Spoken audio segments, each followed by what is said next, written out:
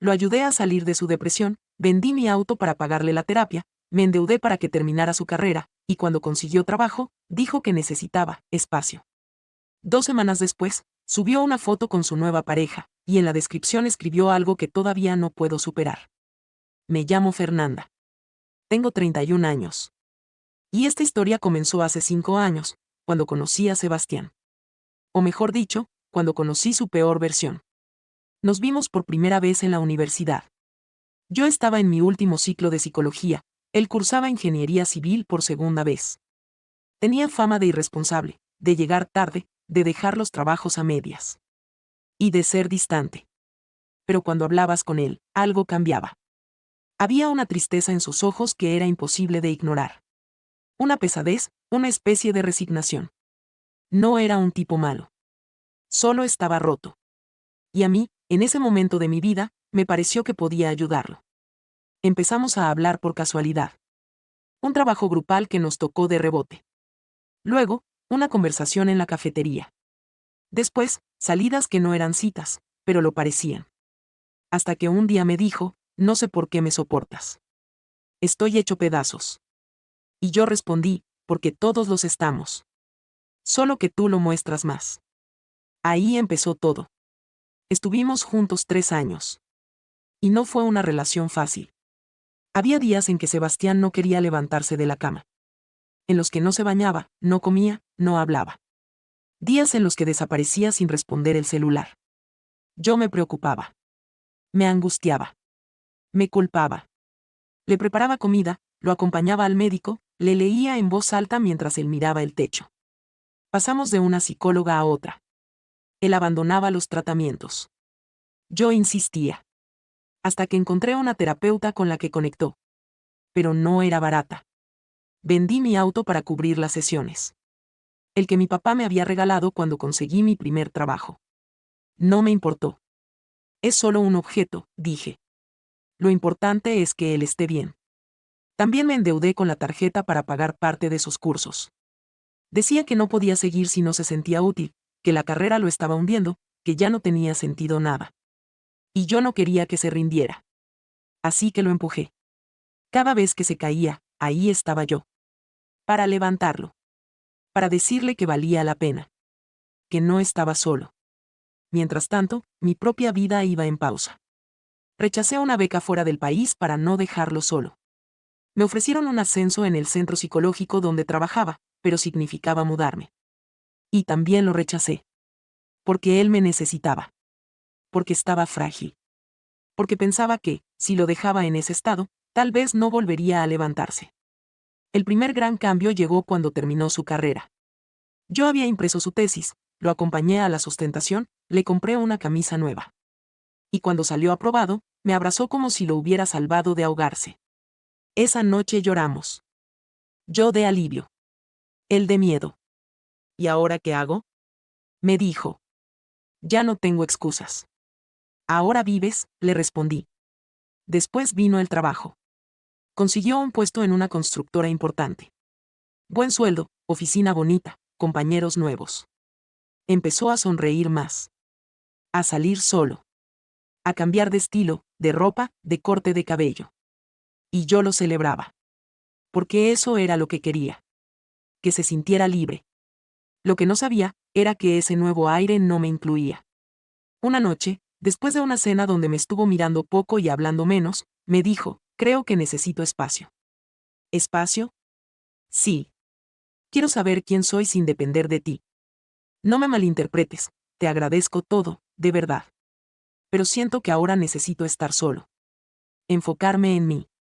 Procesar las cosas. Lo miré sin entender. ¿Procesar qué? ¿No era esto lo que buscábamos? ¿Estar bien? ¿Es por alguien más? Pregunté, con la voz temblando. No. Te lo juro. Es por mí. Y yo le creí. Porque aún lo amaba. Porque no quería pensar mal. Porque era la misma persona que había dormido temblando a mi lado, con ataques de pánico. La misma a la que le había sostenido la frente mientras lloraba sin poder explicar por qué. Así que no discutí. No rogué. No reclamé. Solo dije, está bien. si necesitas espacio, te lo doy. Pero 2 semanas después, una amiga me escribió por WhatsApp. ¿Viste lo que subió Sebastián? ¿Qué cosa? Revisa su perfil. Lo hice. Y ahí estaba. Una foto suya, abrazando a una chica. Sonriente. Con una copa de vino en la mano. Y el texto que acompañaba la imagen decía: a veces la vida te pone a prueba, y después te recompensa con lo que siempre mereciste. Me quedé en blanco. No por la foto, sino por la frase. Con lo que siempre mereciste. Como si todo lo anterior, yo incluida, hubiera sido una especie de castigo. Yo sabía que Sebastián tenía heridas profundas. Desde que empezamos a salir, fue claro que arrastraba una historia pesada, marcada por silencios, por una familia que nunca supo acompañarlo bien, por un padre ausente que solo aparecía para juzgarlo y una madre que parecía más preocupada por el que dirán que por entender realmente lo que le pasaba. Cuando lo conocí, me contó que había tenido episodios de ansiedad desde adolescente, pero que nadie lo había tomado en serio. Que cada vez que intentaba decir que no se sentía bien, le respondían que era flojera, que lo suyo era falta de carácter, que tenía que ponerse las pilas. Y yo, que estaba estudiando psicología en ese momento, lo miraba con una mezcla de rabia e impotencia, pensando en lo fácil que es arruinar a alguien con una frase equivocada dicha demasiadas veces. Tal vez por eso me entregué tanto a esa relación. Porque lo vi como un proyecto, como un caso que no quería abandonar a mitad de camino. Porque sentía que, si yo no lo ayudaba, nadie lo iba a hacer. Y también, aunque me cueste admitirlo, porque había algo en mí que necesitaba sentirse indispensable. Era mi forma de amar, supongo. Ser útil. Sostener. Reparar. Al principio creí que íbamos a crecer juntos, que él iba a reconstruirse mientras yo avanzaba en mi carrera, y que un día íbamos a mirar atrás y decir: lo logramos. Pero en realidad, lo que pasó fue que yo me quedé quieta para que él pudiera avanzar. Postergué oportunidades, rechacé viajes, minimicé mis logros para que él no se sintiera menos. Cada vez que él decía que no podía más, yo dejaba todo para estar ahí. Cada vez que se encerraba en su mundo oscuro, yo me convertía en luz, pero me estaba apagando. Mis amigas me lo dijeron muchas veces. Me preguntaban por qué tenía que cargar con tanto, por qué siempre era yo la que cedía. Yo respondía que era temporal, que cuando él saliera del hoyo, todo iba a valer la pena. Que Sebastián solo necesitaba tiempo, amor, paciencia. Y sí, claro que necesitaba todo eso, pero también voluntad. Y eso fue lo que nunca vi, que mientras yo apostaba todo, él se acostumbraba a tenerlo todo sin dar nada a cambio. Que su dolor era real, sí, pero también se convirtió en un refugio cómodo, en una excusa que le servía para justificar cada distancia, cada abandono, cada falta de reciprocidad. Yo me decía que estaba bien, que no necesitaba grandes gestos, que su forma de amar era más silenciosa. Pero había días en los que él no me miraba ni 5 minutos. Días en los que parecía más agradecido con su terapeuta que conmigo. Días en los que yo era más cuidadora que pareja. Y aún así, no me quejaba. Porque tenía miedo de que, si decía algo, lo espantara. Porque en el fondo, me daba terror perderlo justo cuando estaba empezando a estar bien. Recuerdo claramente una noche en la que me senté frente al espejo y me pregunté si estaba feliz. No si él lo estaba, no si la relación iba bien, si yo lo estaba. Y no supe responder. Tenía el corazón desgastado, las emociones confundidas, y una lista de sacrificios que no sabía si alguien alguna vez iba a reconocer. Pero me dije que todo era parte del proceso, que las relaciones reales eran así. Que amar era, a veces, quedarse cuando nadie más lo haría. Cuando terminó su carrera y consiguió trabajo, sentí que por fin venía nuestra recompensa. Pensé que ese sería el momento de volver a pensar en mí, de retomar mi posgrado, de buscar ese ascenso que había dejado pasar, de planear un viaje juntos, de reírnos sin culpa. Pero lo que llegó fue la frase más dolorosa de todas: necesito espacio. Y lo dijo con una calma que me descolocó por completo. Como si estuviera eligiendo cambiar de peinado. Como si su decisión fuera limpia, racional, indiscutible. Me quedé sentada frente a él sintiendo cómo se desmoronaban 3 años de entrega incondicional. Le pregunté si había otra persona, no por celos, sino porque quería tener al menos una razón tangible. Algo que me explicara por qué, justo cuando todo parecía estar mejor, él decidía alejarse. Y me dijo que no había nadie, que era una decisión personal, que tenía que encontrarse a sí mismo. Y yo le creí. Como siempre le creía. Lo ayudé a empacar, lo acompañé hasta la puerta y lo abracé antes de que se fuera. Y esa noche dormí con la almohada mojada, pensando que tal vez yo había sido demasiado. O demasiado poco. Que quizás lo había presionado sin querer, que lo sobreprotegí, que me equivoqué en alguna parte. No pensé en rabia, ni en traición. Pensé en dolor. En pérdida. En soledad. En silencio. Pasaron solo 2 semanas hasta que mi amiga me mandó la foto. 2 semanas. Y ahí estaba él. Sonriendo como no lo había visto sonreír en meses. Abrazando a una mujer que evidentemente no era una amiga. En una terraza elegante, con un trago en la mano. Y esa frase. A veces la vida te pone a prueba, y después te recompensa con lo que siempre mereciste. Leí esa oración más de 10 veces. Una parte de mí esperaba haberla interpretado mal. Pero no. Era lo que era. Y el mensaje era claro. No solo me había reemplazado. Me había borrado. Como si nunca hubiera estado. No lloré cuando vi la foto. No de inmediato. Fue como si mi cuerpo no supiera todavía cómo procesar esa mezcla exacta entre shock, decepción y un dolor profundo que no tenía nombre. Me quedé quieta, con el celular en la mano, mirando su sonrisa amplia, su brazo alrededor de esa mujer, la copa brillante en primer plano, y esa frase que me rompía en pedazos. ¿Lo que siempre mereciste, entonces yo qué había sido? ¿Una prueba? ¿Un obstáculo? ¿Un ensayo antes de su vida real?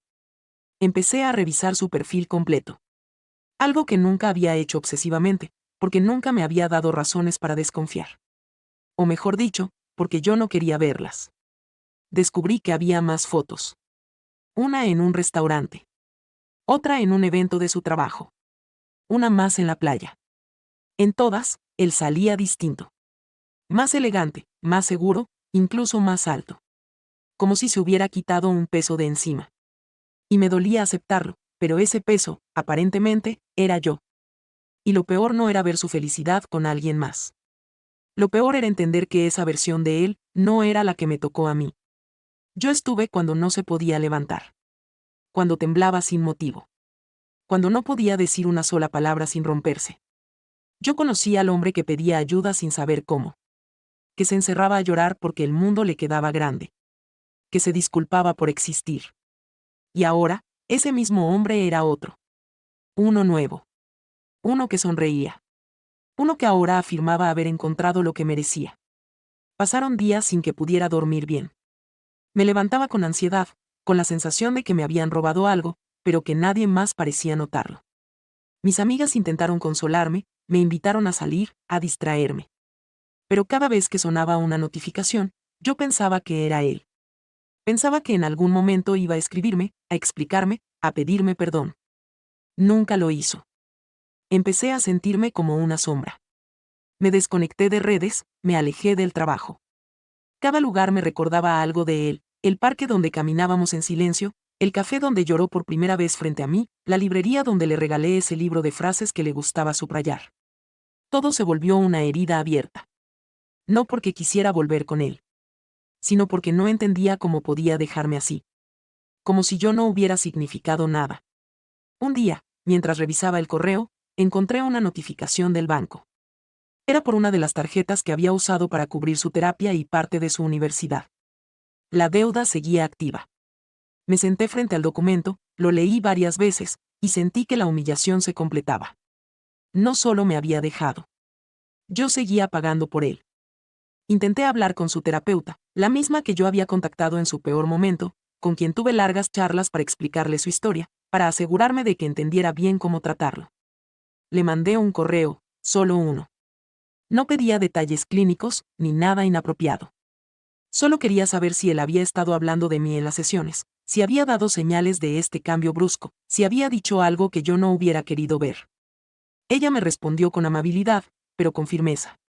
Fernanda, entiendo tu dolor, y lamento muchísimo lo que estás pasando. Pero debo mantener la confidencialidad del paciente. Solo puedo decirte que hiciste más de lo que muchas personas habrían hecho. Y que eso no fue en vano, aunque no se vea ahora. No sé por qué, pero esa última frase me hizo llorar. Aunque no se vea ahora. Porque esa era mi angustia, que todo lo que hice no sirviera de nada. Que todo ese esfuerzo, ese amor incondicional, esa lucha diaria, se hubiera ido al vacío. Una semana después, Otra amiga me mandó un mensaje. Lo vi con ella. Estaban en una tienda, escogiendo muebles. Parecían pareja de toda la vida. Me quedé mirando el mensaje sin saber qué responder. Porque mientras yo luchaba por no venirme abajo, ellos estaban armando un hogar. Y yo ni siquiera sabía cuándo había comenzado esa historia. Si me había engañado antes de irse.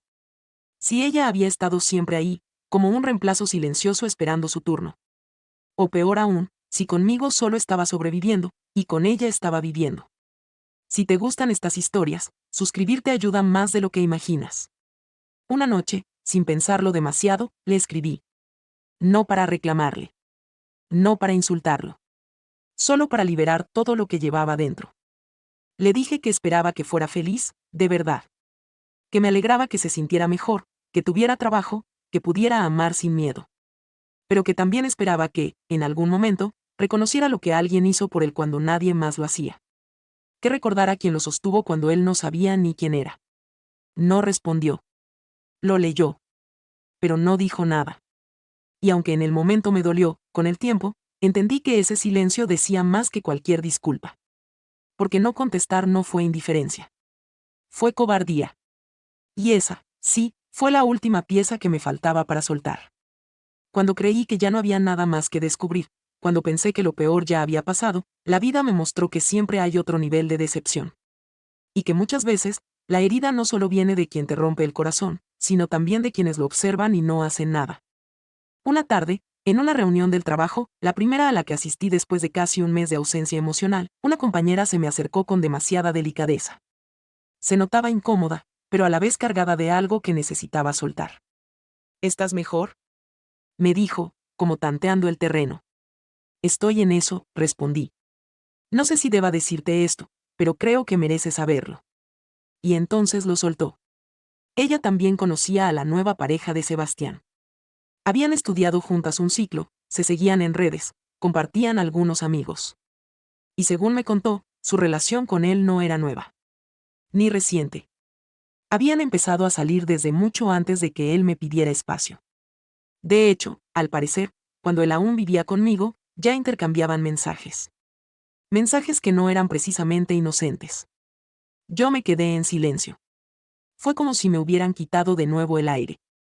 No porque no lo hubiera sospechado, sino porque una cosa es imaginarlo, y otra muy distinta es escucharlo de alguien más. Lo siento, me dijo ella. Yo no sabía que tú estabas tan involucrada.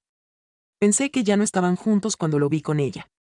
Pero después entendí todo, y, no sé, sentí que era injusto que nadie te lo dijera. ¿Nadie? Hay gente que sabía. Que lo sospechaba al menos. Pero como él hablaba de ti como su ex que no superaba las cosas, nadie se metía. Ahí fue cuando sentí una rabia distinta. Más fría. Más profunda. Porque una cosa era que él me reemplazara. Otra, que construyera un relato en el que yo era la exagerada. La intensa. La que no sabía soltar. Y que el resto lo creyera. O peor, que lo repitieran. No volví a esa oficina por semanas. No podía soportar las miradas disfrazadas de simpatía, ni los mensajes pasivo-agresivos de apoyo. Me enfermé físicamente. Dolores de cabeza, insomnio, malestar estomacal constante. Todo mi cuerpo me gritaba que ya no podía sostener tanto. Entonces hice lo que debía haber hecho desde el principio, pedí ayuda, pero esta vez para mí. Busqué una terapeuta. Le conté todo desde cero. No como si estuviera hablando de Sebastián, sino como si estuviera hablando de una versión rota de mí misma.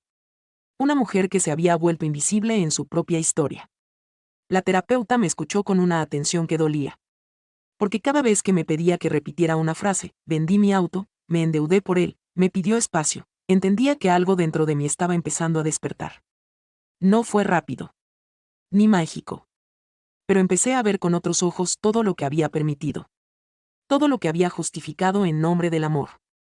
Todas las veces que dije está bien cuando claramente no lo estaba. Un día, revisando viejas carpetas en la computadora, encontré una lista que había escrito años atrás. Era una especie de plan de vida. Allí había anotado sueños pequeños, estudiar fuera, abrir un consultorio propio, hacer voluntariado, escribir un libro. Lo leí entera. Y me di cuenta de que no había cumplido ninguno. No porque la vida no me diera oportunidades, sino porque yo misma las había pospuesto, por él. Ese día no lloré. Ni me culpé. Solo cerré el archivo y abrí uno nuevo. Empecé a escribir. No sobre Sebastián, sino sobre mí. Sobre la Fernanda que se perdió en una relación que no le dio lo que prometía. Sobre la que lo dio todo, no por desesperación, sino por creer que eso era amor. Y sobre la que estaba decidida, de una vez por todas, a recuperarse. Meses después, me encontré con una amiga en común que no veía hace tiempo. Me saludó con un abrazo largo, de esos que no se dan por compromiso. Me dijo que me veía distinta. Más tranquila. Más fuerte. Le conté que estaba empezando un nuevo proyecto, que finalmente me había inscrito en el posgrado que había dejado pasar años atrás. Que estaba escribiendo algo más serio. Que me sentía viva, aunque todavía tuviera días difíciles. Y entonces ella me dijo algo que, sin querer, cerró una herida. ¿Sabías que Sebastián se quedó sin trabajo? Me encogí de hombros. No por indiferencia, sino porque ya no me afectaba. No sabía, respondí. Lo dejó la chica. Parece que él volvió a tener crisis, y ella no supo cómo manejarlo. No dije nada. No porque no tuviera pensamientos, sino porque ninguno de ellos merecía ser dicho en voz alta. Porque a veces, el verdadero cierre no es vengarse. Es ver todo desde lejos. Y sentir que ya no te duele. A veces la vida no te da el cierre que esperas. No hay una disculpa, ni una escena dramática donde el otro confiesa que se equivocó. No hay testigos, ni redención, ni aplausos.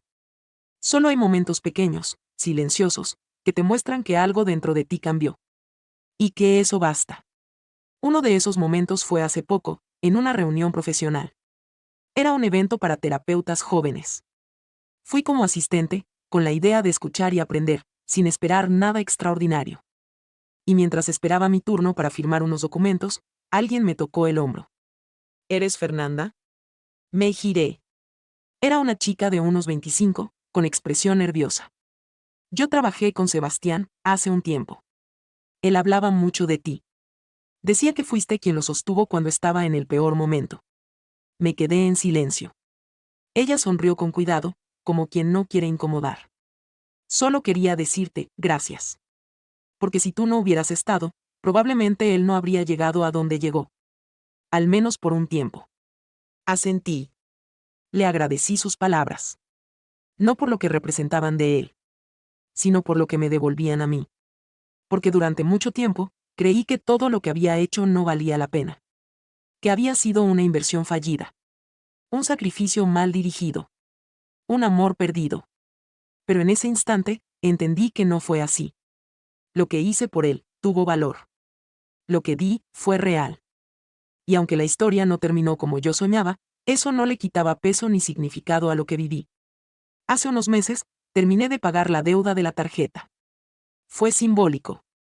Una llamada corta, una transferencia, y una pantalla que decía, saldo cancelado. Cerré los ojos y sonreí. No por el dinero, sino por lo que representaba. Porque cada cuota que pagué, la hice desde el dolor. Pero la última, la hice desde la libertad. Volví a escribir. Esta vez en serio. No sobre él, sino sobre mujeres como yo. Mujeres que se entregan por completo sin saber si van a recibir lo mismo a cambio.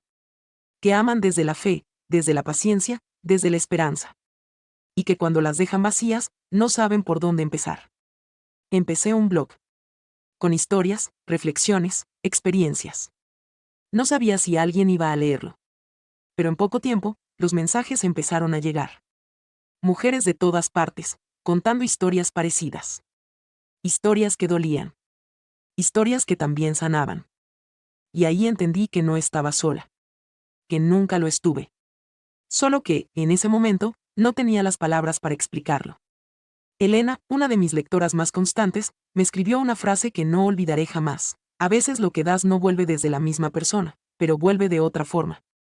Y cuando vuelve, sana. Esa frase me acompaña desde entonces. Porque, aunque Sebastián nunca me agradeció, aunque jamás reconoció lo que hicimos juntos, el eco de todo eso se transformó en otra cosa. En fuerza. En propósito. En una nueva versión de mí que no se define por quién la dejó, sino por todo lo que logró después. Lo vi una sola vez más. Fue en la calle, cerca de una librería. Yo salía con una amiga, con libros en la mano y una risa en el rostro.